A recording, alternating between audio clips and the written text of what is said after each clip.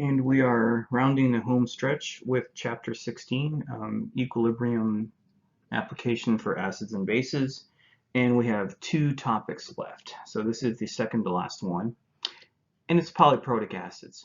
So by the time we're done with this video or two, you're going to be able to identify successive deprotonations for polyprotic acids. You're going to be able to write Ka expressions for these successive deprotonations, and you'll be able to calculate, do the typical calculations for a polyprotic acid. What's the pH? What's the hydronium concentration for a certain acid concentration? So let's have at it. All right, so we're going to use sulfurous acid as an example. So let's make sure we've got the right one here. And again, so it's H2SO3. Now this is, and you can tell from the formula that it has, let's get two hydrogen atoms. That translates to two acidic protons. That is not always the case. Just because there's a hydrogen in the formula for something does not mean that it is necessarily an acidic proton. We usually have to give you some sort of other information for that, but in this case, both of those hydrogen atoms correspond to acidic protons. All right, so this should be old hat by now. This is a proton transfer from the weak acid to water. And here, so what happens is that these weak acids, or these polyprotic acids, I should say, lose one proton at a time. So the first proton donation from sulfurous acid to, for example, water, would look like this. And it's an equilibrium, and that gives us hydronium and this hydrogen sulfite ion. And this is, it's a strong weak acid, but still a weak acid nonetheless. Experimentally, we can determine that the Ka for the first deprotonation is about 1.7 times 10 to the negative 2. Now, so this, the conjugate base of sulfurous acid, hydrogen sulfite, itself actually has another proton to donate. And that's what this looks like. So the hydrogen sulfide ion transfers a proton to a second unsuspecting water molecule, making a second hydronium ion and the sulfite SO3 2- anion. And there is a different equilibrium constant for this second process. So we're going to call this, imaginatively enough, Ka2. And experimentally, it's found to equal 6.4 times 10 to the negative 8. Now, it is a thing that successive Kas, going from Ka1 to Ka2 or Ka3, if you have it, they always get smaller. And there's a very simple physical reason for that, is that you are taking a positively charged proton away from an increasingly positively charged acidic species. So for example, in this case, the first proton is being taken away from a neutral H2SO3 molecule. The second one is being taken away from a -1 ion. So as you lose protons, the negative charge gets bigger and bigger, so the next proton is always more difficult to get off, and it's usually a significant difference.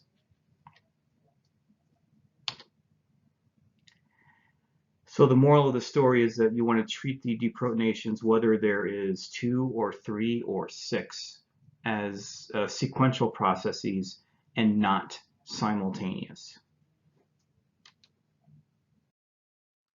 So let's jump right into it. So as an example here, we're going to calculate the pH, the hydrogen sulfite concentration, the sulfite concentration of a solution that is nominally labeled 0.5 molar H2SO3. We'll figure out the concentration of the H2SO3 as well. The good news is you know how to do this already. It's just another application of the equilibrium concepts that we learned in the previous chapter. So here we go. So I already wrote down what the equilibrium is, and it involves these species right here. And if I wanted to, we can even draw the equilibrium arrow here. So these are the species involved. They're all aqueous except for water, which is a liquid. And this is going to be our standard ice setup. It's going to be in terms of concentrations because these are solutes and not gases. We were told at the outset that we had half molar hydrogen sulfite. I'm sorry, sulfurous acid, we have no hydrogen sulfite and no hydronium. Actually, why don't I finish the equation here? Plus. All right. And since there is no hydrogen sulfite or hydronium to start out with, we can expect some forward progress, which means we will lose X molar of the hydrogen sulfite, and that will give us 0.5 molar minus X concentration of sulfurous acid at the end. We will end up with X molar hydrogen sulfite, HSO3 minus, and finally also X molar hydronium. We put together the Ka expression just like any other one. So it's going to be concentration of the products raised to the power of their coefficient divided by the concentration of the reactants. And again, we don't put water in here because it's a pure liquid. And we get this, and translated into our algebra symbol speak here, this is x squared over 0.5 minus x. And that's going to be equal to the Ka1, which is 1.7 times 10 to the negative 2. Now, the bad news is that this counts as relatively large, which means that you do not want to make the assumption that 0.5 minus x is approximately equal to 0.5. When the Kas are, again, once you're getting into the 10 to the negative 4 range or bigger, you pretty much have to do the quadratic equation to get the proper solution for this. So here's some of the algebra. You get a polynomial x squared plus 0.017x minus 0.0085 equals 0. This is good practice. Try it with this at home. The two roots you get here are 0.084 and negative 0.101. So in this case, the negative one doesn't make any sense. The positive one works out because we get positive concentrations for everything.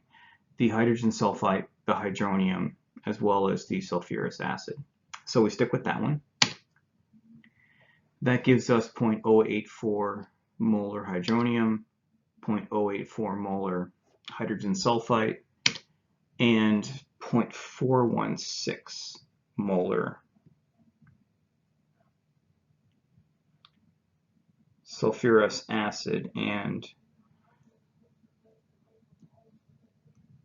so in going back to the ground rules, we had this change is much greater than 5%.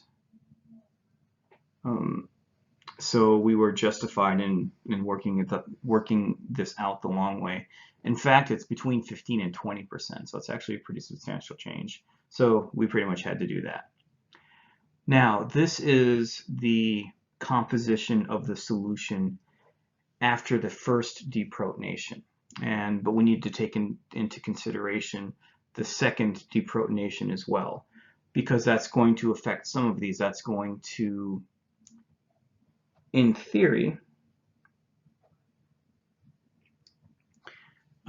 produce more hydronium and actually take away a little bit of the hydrogen sulfite as well. So the key is that we're just going to treat this as a completely separate process using the final conditions of this equilibrium process as the initial conditions of the next one. So let's do that.